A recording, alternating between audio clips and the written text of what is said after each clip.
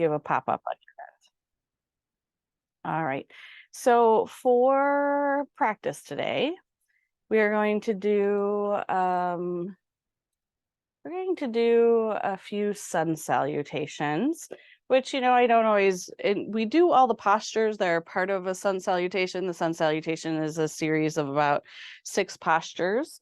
But we usually don't do them in the order or the sun salutation side. I have so many school books in here, sorry about that. I had to move those out of the way. But what I think that makes a sun salutation successful for anybody is to make sure that you have the floor, when I say floor, where your hands are going to go when we go through the flow. So one good option, so I'm just saying this so that you have the appropriate props for class. The seat of a chair can make a really great flow, right? So we'll be doing things from, say, downward facing dog to stepping a foot forward and coming into warrior one. And that's usually the tricky thing if your hands are to go all the way down to the floor, the physical floor, right? A chair can be great for that.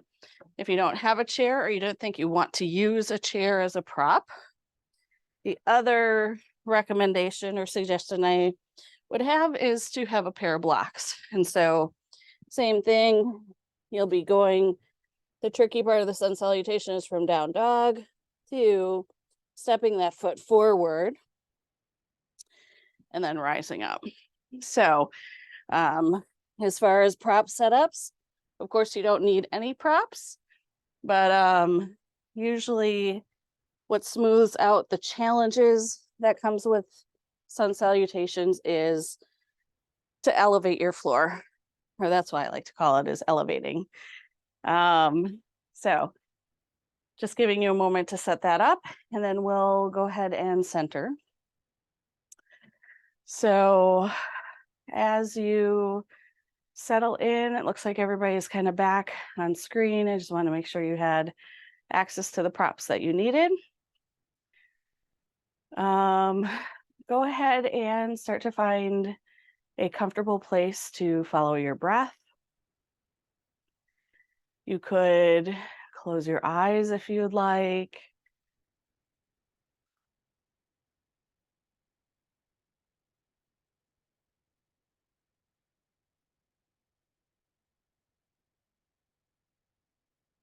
When we think about center, I think in the terms of yoga, it is this idea of maybe other words related to that, like balancing our body or feeling like we're not overstimulated in some way or understimulated in the sense of not feeling fatigue or overtired or overexhaustion.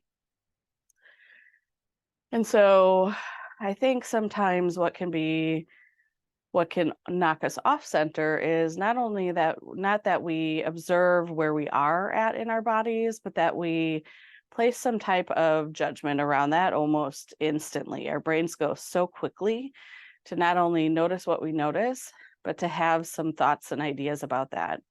Now, there's certainly something about the evolution of humans that has made us survive that makes that a really good skill that we have. And yoga gives us a tool to sometimes to nourish some other strengths of ourselves as humans. And so as you're starting to become aware of the breath, as you're starting to parse this out, the suggestion or recommendation that I'm going to have for you today is to simply notice your breath. Maybe think about a quality of the breath that you're experiencing. Does it feel like your breath feels a little hurried? Does it feel nice and smooth? Does it feel expansive? Does it feel like it's not getting somewhere in the body? And also, as me personally, sometimes if I get asked a question, my brain goes blank or I just don't even have a clue. It is vital to even just notice that. Maybe you just don't have a clear descriptor of how you notice your breath right now. That is awareness. So that is what we're asking for here without kind of identifying what that means about our body, just noticing what we notice. And then I'll ask you to check in with that as far as your physical body too. Your physical body, a lot of times what will call our attention are the stiff and achy things or the things that might be a source of pain. These are all, again, great skills that our body has to keep us alive and help us survive. But also, communicating with our body is a way for us to thrive. So if we check in, you scan from the top of your head. Maybe notice your shoulders, your arms, your upper chest, your lower chest, your abdominals, your hips, your legs, your feet. Just noticing anything that you notice about being in your body.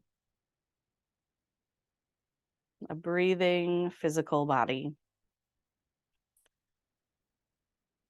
And then finishing, mind, body, soul, checking in with your own psyche. How do you feel this morning? Maybe it's a quality of an emotion, like happy or sad or excited or calm, or maybe it's something like the energetics that you feel energized or fatigued. Checking in with that last piece, that there isn't necessarily a physical realm to it, but it is you.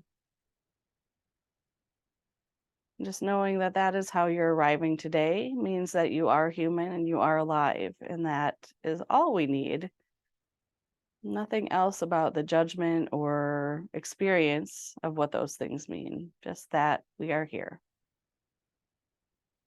You can take a couple more breaths in this experience of just being a breathing, physical, thriving human.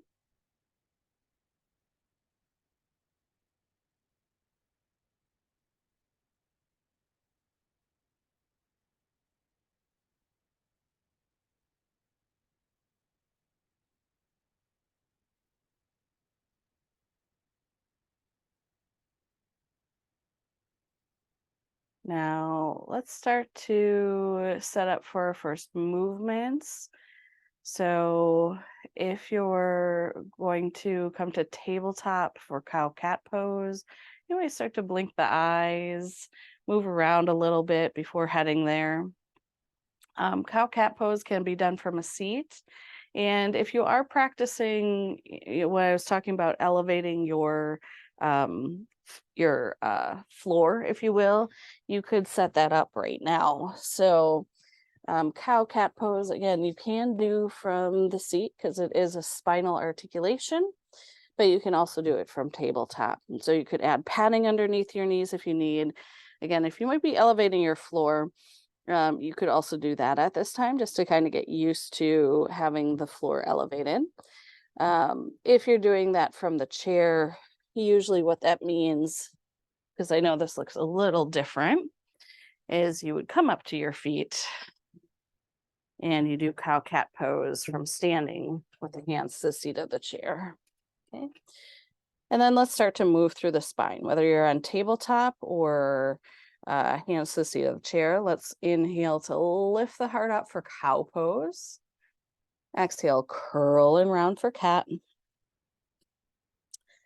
You can continue to articulate up and down through the spine.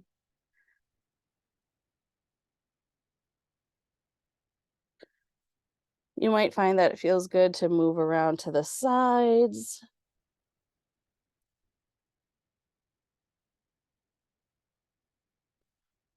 Lift the heart around the spine.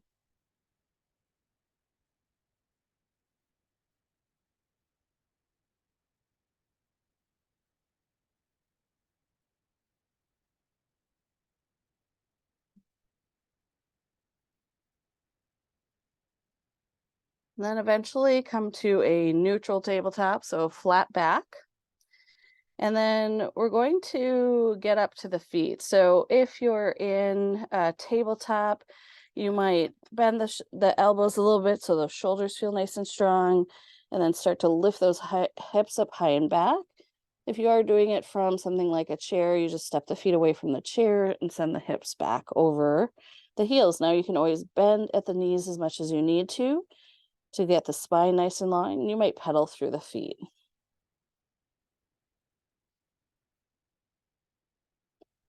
From downward facing dog, you can walk the hands and feet together, finding a forward fold. And then from that forward fold, let's go ahead and roll up to standing. So I think what I'll do is demonstrate the first sun salutation with you using the chair, and then the next one I'll do with the blocks. And the floor is the physical floor, so I think you'll get the idea. But just playing or exploring different surfaces can, visually be hard to sometimes get. So we're going to start out with our first sun salutation, coming to mountain pose. So mountain pose, actually, we're going to do one pose before we get into it. So mountain pose, you're going to have the arms at the side. You're just going to feel into your feet. You might shift forward and back, shift side to side, just getting right into the center of your body. You can float the arms up. If it does feel okay to interlace at the top, go ahead and interlace at the top. And then we're going to crescent bend over to the right.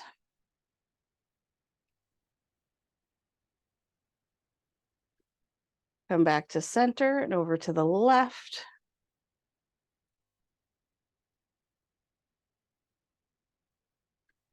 And then coming back to center, you can float and release those arms back down to the side, mountain pose.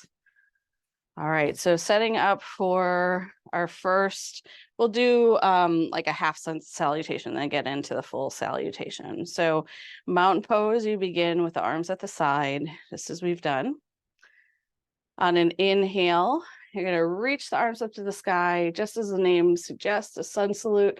You might even lift the chin or the heart slightly up, a very mini back bend, since this is pretty early on in the practice. Take an inhale here, and then exhale, come to what is a forward fold for you, whether that means you're dangling the whole upper body,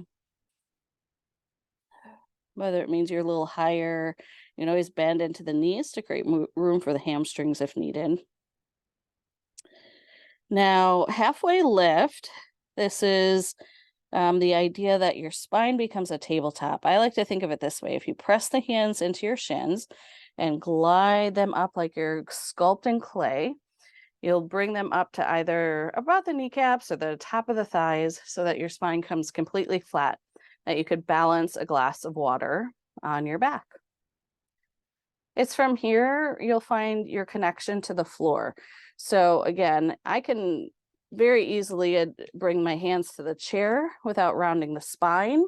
If you're going lower, just again, keep in mind, you're hinging at the hips and you're keeping that spine long. So you might have to bend the knees to keep that length in the spine. It's not how low can you go and round and compress the discs. It's keeping the spine nice and long. And I'm only being very articulate about this so that when we get going, we're going to protect our joints. All right, from that halfway lift, you're going to release back down to your forward fold and then reach and rise up to the sky for high mountain. Press palms together, bring hands to heart, mountain pose. All right, so we're going to get into the first one. Now we've got an idea of that length in the spine. We're going to bring it from mountain to warrior one. From mountain pose, inhale, reach the arms up to the sky for high mountain. Exhale, forward fold.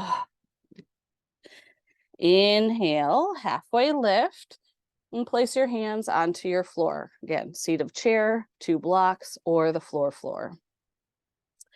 Take the right foot and step it back about a warrior's distance and spin that right heel down. And then pressing into that front foot. Use leg strength and core strength to rise up to warrior one. Now you could walk your hands up your body to get there. And you're in warrior one. Beautiful. Looks great, everyone. From warrior one pose, We're going to bring those hands back down to the floor, chair blocks or floor, right? Spin up on that back heel and step the left foot to meet the right for plank pose. Now, if you're lower to the ground, plank pose can be done kneeling. From plank pose, we're going to send our hips back over the heels for downward facing dog.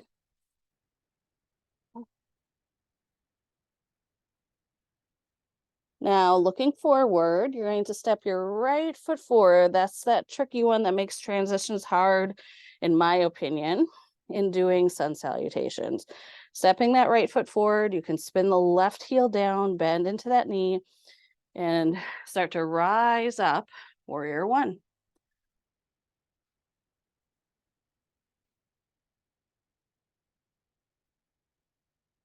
Just feeling the strength in your legs here, the power of being in a warrior shape. Take one more breath here, and then exhale. Bring those hands back down to your floor. Rock into that front foot and step the back foot to meet it. Forward fold. From that forward fold, let's go ahead and reach and rise up to the sky for high mountain. Press palms together, bring hands to heart, mountain pose. All right. So like I said, I'm just going to switch my demonstration points, but hopefully you found something that's working well for you as far as surface and height and what that looks like. But we're going to do another sun salutation. Don't worry, it's Val pace, but we're going to go a little faster. Not super fast, just Val faster. So from mountain pose, on your next inhale, let's go ahead and reach those arms up to the sky for high mountain pose. Exhale, take that forward fold. Inhale, halfway lift. Keep that long spine, and then bring those hands down to the floor. This time we're going to step the left foot back, spin the heel down. And again, walking the hands up the body or using core strength, we're going to rise up, warrior one. Good, warrior one, take an inhale, exhale. Let's go ahead and bring those hands back down to the floor. Step that right foot back to meet the left, and you're in plank pose. Hips, heels, and head all in one row. Now let's do a little up dog. So you can send the chin up, you can drop the hips if you choose. Take a breath in here, and then exhale, send it back, downward facing dog. From downward facing dog, looking towards the top of your mat, step your left foot forward, near the hands or in between the hands if you can. Spin that right heel down. Use core strength, rise up, warrior one.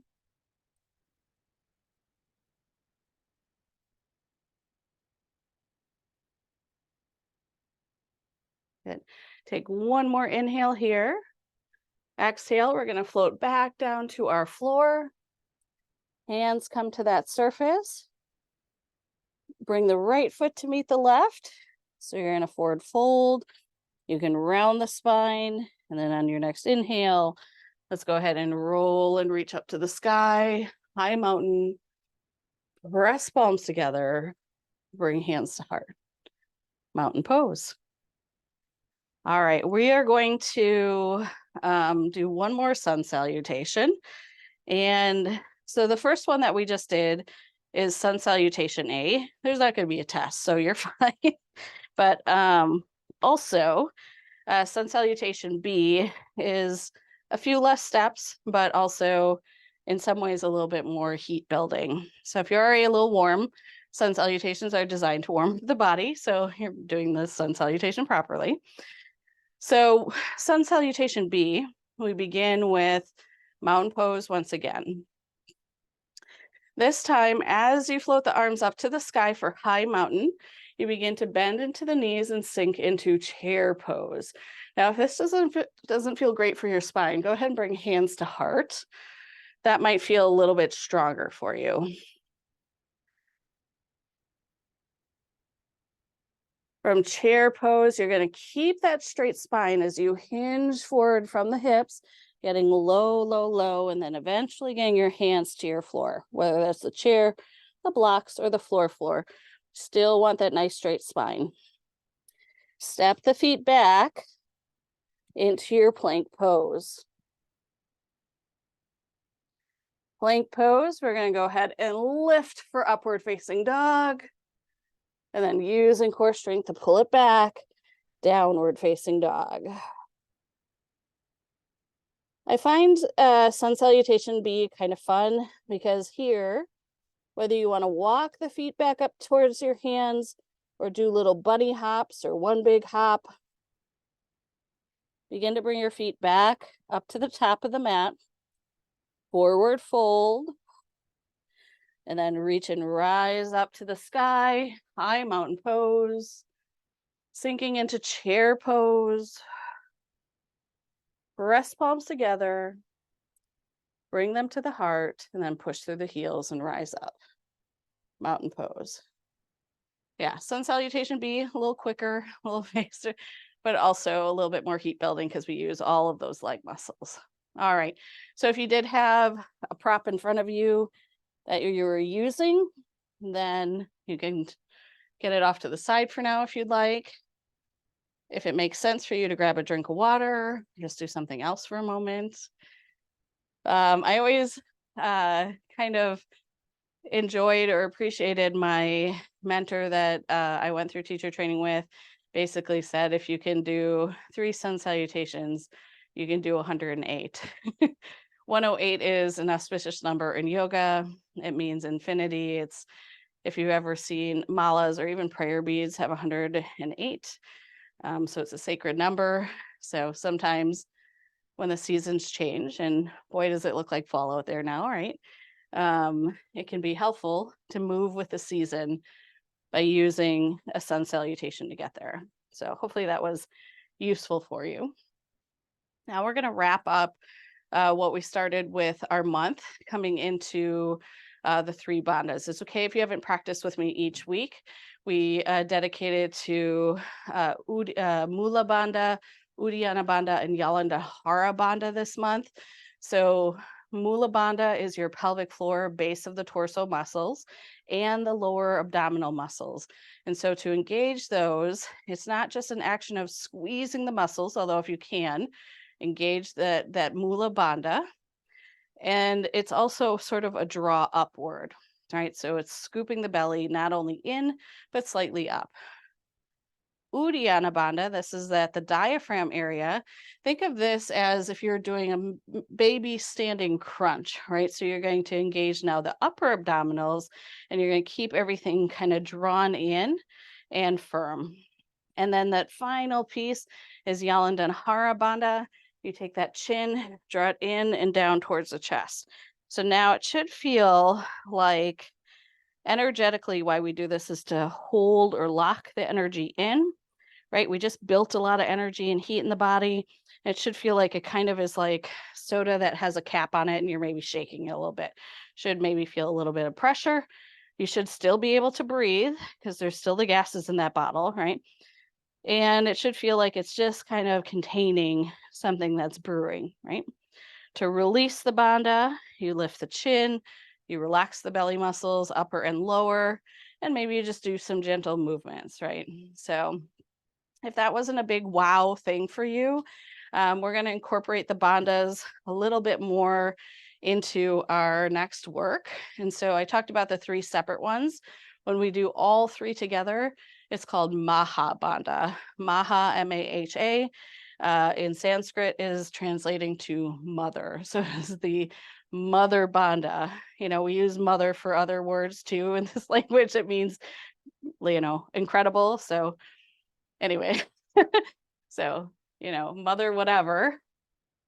But this is not a slang or a derogatory thing. This means the great mother, the great energy container. So we're going to bring this into warrior 2.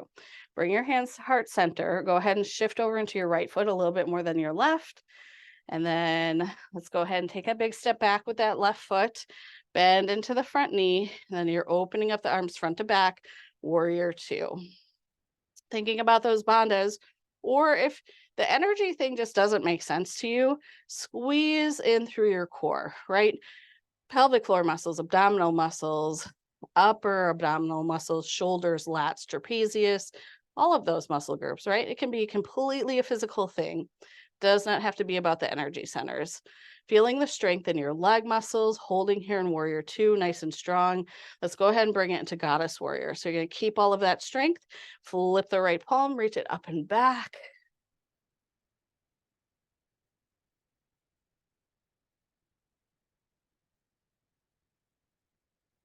And then let's go ahead and open through warrior two, coming into extended side angle or extended side angle prep pose.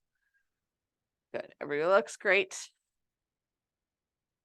Keeping that energy contained or stored for the channeling into this posture specifically. Let's go ahead and rise back up, warrior two. And now you're going to contain that energy. You're going to take 2 breaths to get to the top of your mat, right? So spin up on that back heel. Sometimes it helps to make your stance just a little bit more shallow to do this. And then you're going to start to rock towards that front foot. You're going to engage strong through your belly. You're going to breathe in, out, in, and then land that foot, mountain pose. Good. If you need to, shake out your feet. If you're engaged through the core centers, relax them out. You can shake out the hips to release tension from the hips, but you can also do that as a tool to relax that sort of core connection. So I kind of talked about how energy can be that like shaken bottle that's closed, and then you're going to go. That analogy, I think, is just slightly off. How I like to think of the bandhas when we put them in yoga poses is it's almost like a straw, okay? So we're going to do this on the other side. And again, if you think of how if you're just drinking out of a glass, right, you get lots of liquid. I think of sometimes a toddler with a glass, kind of splashes and spills everywhere. But when you use a straw, kind of stays contained and you get all the yumminess of whatever you're drinking concentrated into the right place. So let's set up on the other side. Again, hugging through the core muscles, core being from the kneecaps up to the diaphragm. Shift over into that left foot and add a steady moment. Again, you can do that same practice of taking 2 breaths to get there, using that core, that channeled energy to stay nice and steady in your body as you land in warrior two. Okay. Once the foot lands, and you can take a breath or 2 to get there, opening up the arms to the top of your mat, to the back of your mat, right? Warrior two, still channeling or funneling that straw-like energy from your core, from tailbone to the top of your head. Let's go ahead and flip that front palm, reach it up and back, goddess warrior.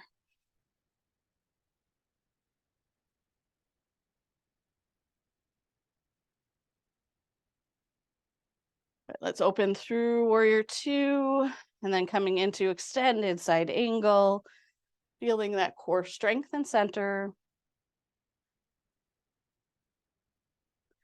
Notice if you can feel that channel of strength through your core, use it to rise back up to warrior two. And again, taking time to make your way up to mountain pose, right? Doesn't have to be 2 breaths, but trying to find that steadiness of shifting, functioning through your center, maybe taking that moment of balance and finally landing into mountain pose. Great work, everyone. Once the feet are up to the top of the mat, if you need to shake out those feet, shake out the feet. If you need to circle through those hips for hip release, or just to let the core muscles now know that they can relax for a moment. I say that, but to stand up, our transverse abdominis, that's the deepest core muscles, are almost always working.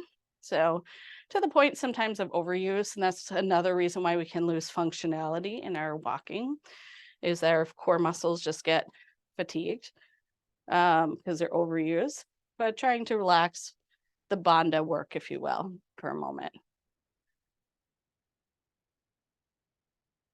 And just for a moment, because then we're going to bring it into tree pose. So if you're ready to set up for tree, now Again, you can think of it as, even if I love visuals, so if this is not helping you at all, I apologize. But if your whole body was a straw in whatever yummy beverage that you'd like, I personally like carbonated or sparkly waters lately. So you're going to imagine that what would make that straw sturdy. Structurally, it could be the outside of the straw, but there's something about the diameter and the funnel action that makes a straw very effective, right?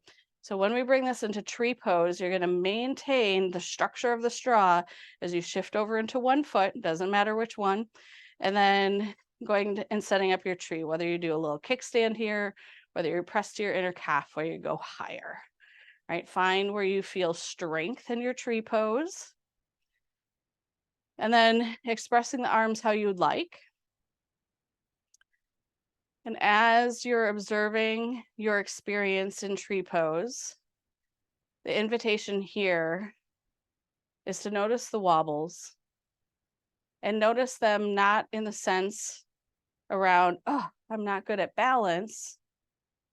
Notice them as learning tools, understanding where your center is, where your energy channels through, and that none of you are falling over, right? You're standing tall here. The wobbles are just letting you know where the edges of the straw is. The wobbles let you know you're alive. Let's take 2 more breaths in standing tree pose. And when you're ready, just go ahead and lower both the feet down. Shake out that standing leg if you need to. Again, bandha work can get tricky because sometimes we don't want to let go of that energy once we contain it.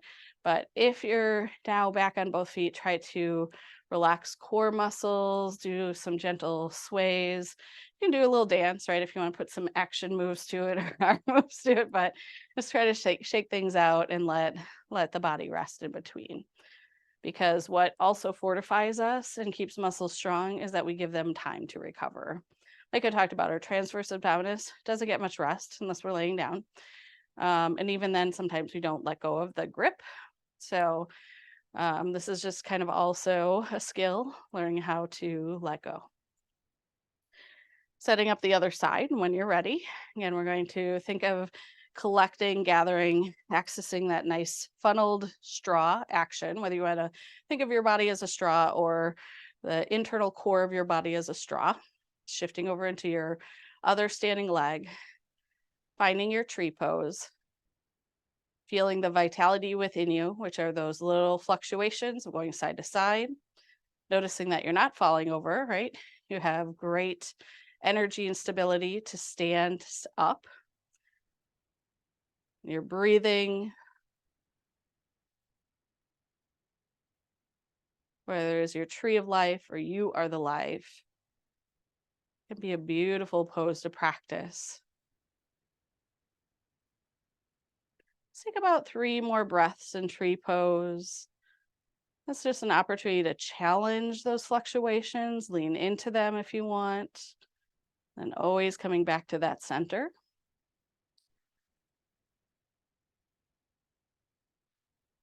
All right, and then when it feels right for you, you can lower those hands. You can anchor back into both feet. You can shake it out, and you can stir hips, swim shoulders. All right. So we have done a lot of downward facing dogs, probably about 4 times the amount of we usually do in class. So it is up to you if you want to follow along with me to get down to the floor through downward facing dog. If you love downward facing dog, and if I offered a survey and you're like, more down dog, please, right? Join me. But if you're ready to not do down dog, just make your way safely down to a kneeling position in your own time. So if you're following me, finding yourself in mountain pose, go ahead and float the arms up to the sky on an inhale, high mountain pose. Exhale, take that forward fold. Bend into the knees, walk the hands out. Downward facing dog. You can gently lower the knees down to the mat. Unless you want to linger a little bit more in down dog, that is okay. Once with the knees onto the mat, you could round the spine, whether that is a suspended cat or something like child's pose.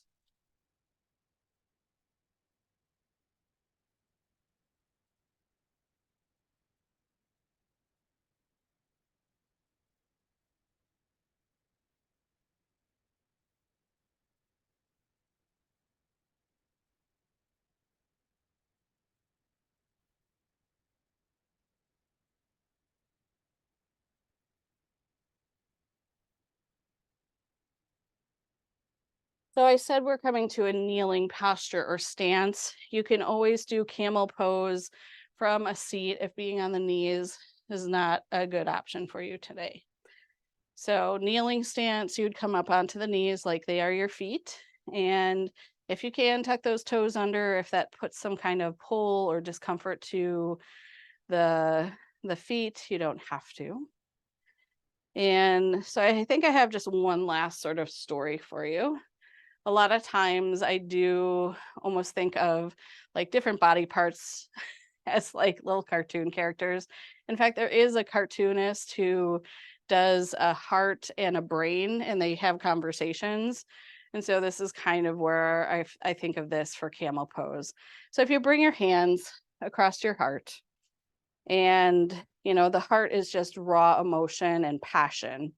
And so your heart feels the hands and the warmth against the front of your chest, and it draws forward or leaps into the hands. And that's kind of the start of camel pose. This might feel very expansive for the front of your chest, but make sure you're keeping space to the back of your body as well. And then again, if it just feels like that heart is just racing and needs more expression, you might open up the arms because they just can't contain the heart anymore, right? Because it's just leaping forward with all the energy that it has. And you can let that heart lead and lift as much as you would like to get into camel pose to arc the spine. Be safe in your body, right? Create space to the front line of the body. Take some nice full breath to let that heart beat. You might even create noise with that breath.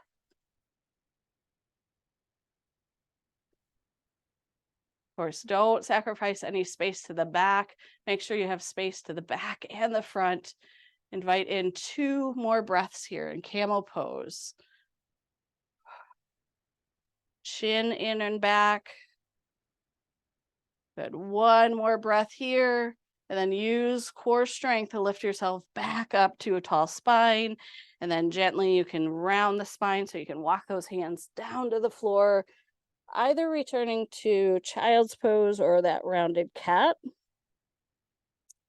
Or if you're just kind of done being on the knees, you might take it to a seat. And in that seated position, you can round forward into a seated forward fold. We're going to give this about 10 breaths. So just take your time. Just taking a mini check-in, maybe doing that same sort of scan like we did at the beginning. Noticing your breath, your body, your mind.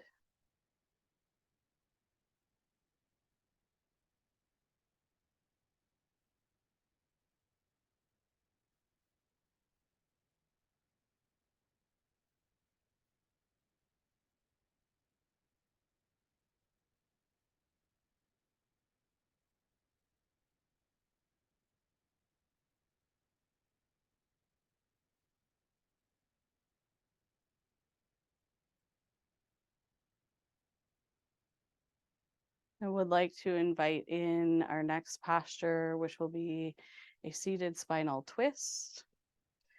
If you're still in child's pose, take all the time you need with that. Sometimes nourishing within is the best thing to do. When you find your way to a seat, if you need to elevate the hips, you can, of course, sit on props. Doesn't really matter what the legs are doing. They can be crossed, they can be extended. Just find what feels comfortable for the lower body. And so that you don't have any tight pressures to the upper spine, the middle spine, or the lower spine. If you're feeling those pressures, consider elevating the hips. All right. From this tall spine, we're going to go ahead and come into a twist to the right. So lengthen up the spine, slightly draw those shoulders back. That may make sense. Rock on the sit bones if you need to, starting from that tall space. And then going over to the right, you can bring that far hand to the opposite thigh. If that doesn't work, right, that left hand can go right to the inside of the left leg. In the rotation, ideally, you're feeling most of the vertebra linked together, bone by bone by bone by bone.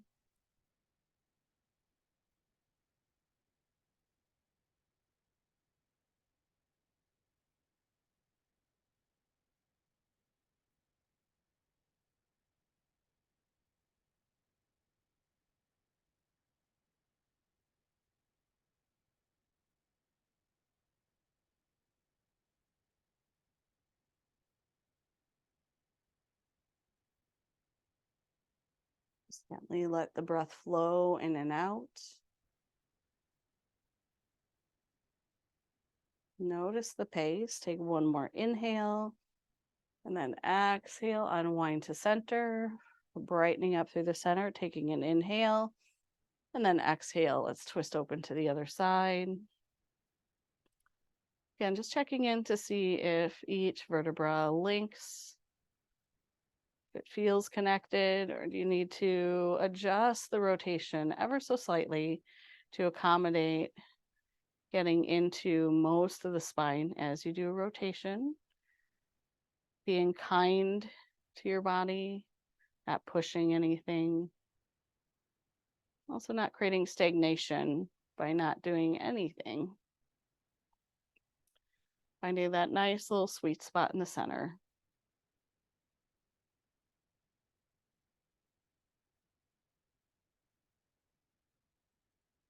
Let's take an inhale here. Exhale, unwind. Coming back to center, it might feel good to round or swim the shoulders. Now, we did do a lot of up and down with that sun salutation, and we just did some spinal movement. So we're going to finish our practice coming onto the back. I'd recommend just having anything that you would like for Shavasana, whether that's additional cushions or props. If you have that chair out, that makes a great Shavasana. You can kick your legs over the seat of the chair. It's kind of nice. But a bolster does a great thing too. And also when you're coming onto the back, it might be nice to just have a little head and neck support underneath, but you might feel completely comfortable lying on the back also.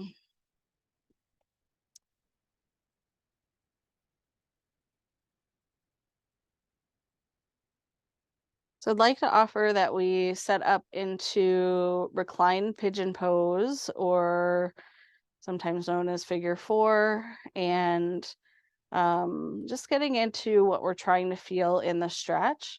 From bending the knees and bringing the feet to the floor, you can cross one ankle over the thigh, allowing the knee to fall open. Our intention is that top leg, that we get a stretch sensation into the glute area. Many of us will feel this on the outside of that top leg as well, into that IT band. But if you're wanting to explore the sensation that you access with this, you might change sort of the angle between the hip and the belly, and you could float or lift the leg. You could do it with lifting the other leg, or I kind of like cradling the leg in to get a nice stretch sensation into that targeted glute area.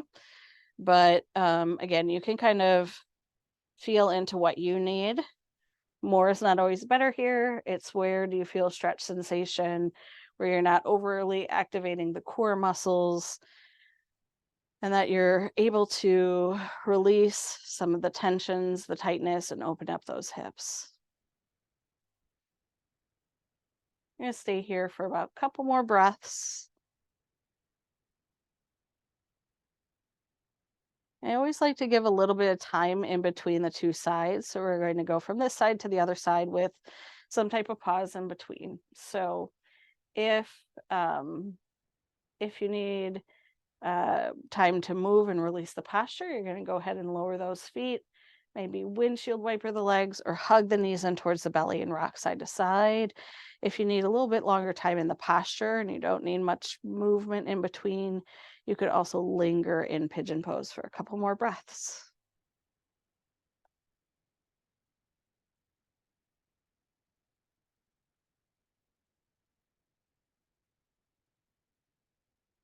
And then let's set up the other side. So when you're ready, again, from knees bent, feet planted, you can cross ankle over thigh.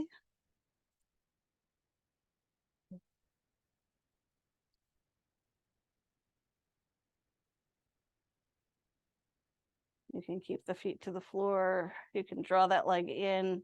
That gives you depth into the glutes.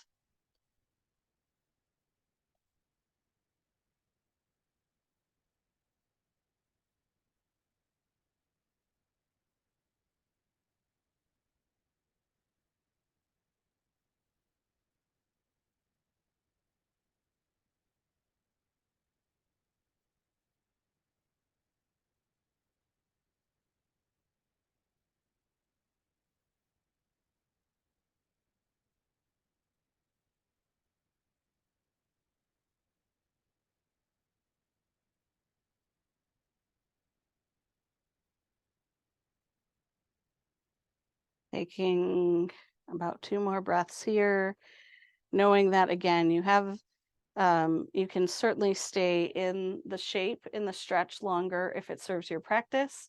If you're ready to release the posture, of course, though, you can release the posture knowing that you've spent about the same amount of time side to side. Now, if you need anything else in your practice before Shavasana, feel free to take any last movement or stretch. You might do a reclined spinal twist side to side. You could do a supported bridge lift, but you could also take all that time for Shavasana. So if you're heading towards Shavasana, you might do a setup where you bring, like I said, you could kick up your legs onto the chair if you have that nearby or within reach. You could bring a bolster underneath the legs just to open up or keep space for that back. Um, you could also have the bolster underneath the spine.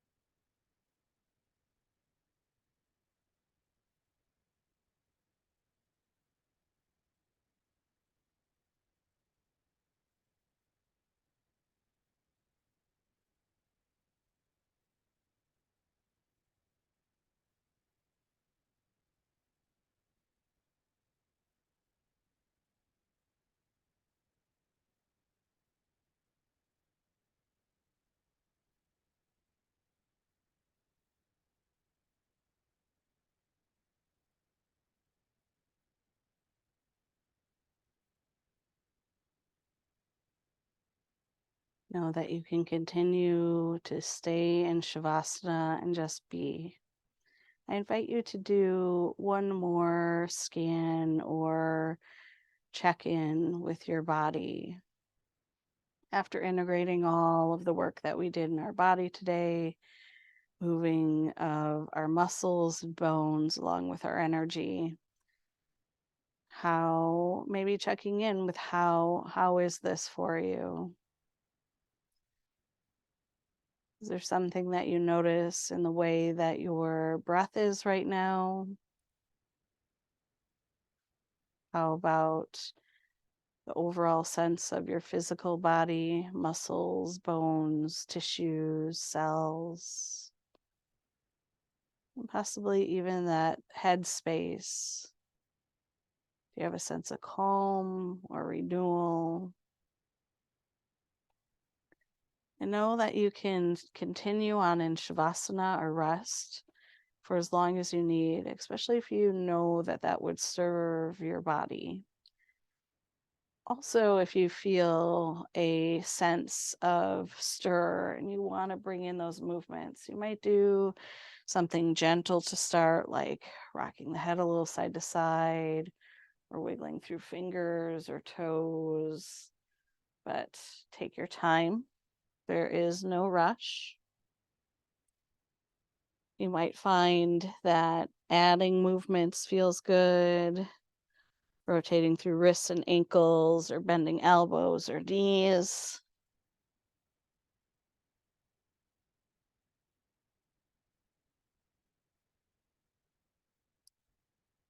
Whether you continue to move and possibly stretch out through the arms and legs, or maybe you take a moment to come onto your side.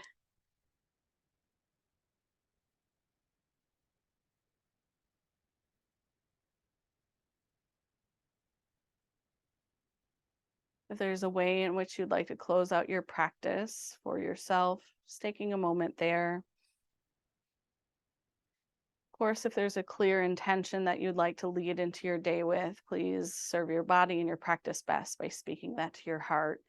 But also, if there's something that you would like to include, I'd just like to invite in the greatness and awe that our body is, and knowing that we have a mind that gives us the ability to survive, but we have the gift of yoga practices and maybe the gratitude and appreciation of our body when we withhold some of those surviving skills to also thrive. So thank you, body. And then if you would like to join in community, if you haven't found your way up to a seated position, you can bring yourself up to a seat and we'll close together. But if you're in a different space in your practice, that is okay as well. So I'd like to offer closing with Anjali Mudra. And if you'd like to join in with an Om here, know that you can join in either with your voice or with your ears. We'll exhale, inhale, and then Om. And like I said, you can join in how you'd like. So whenever you're ready, exhale out all the air in your body. Take a deep breath into Om. Oh.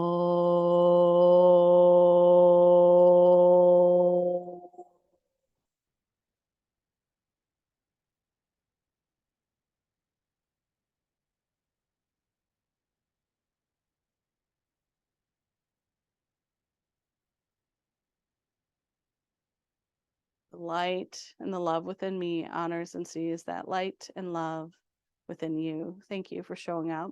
Thank you for bringing your heart into this space. Namaste.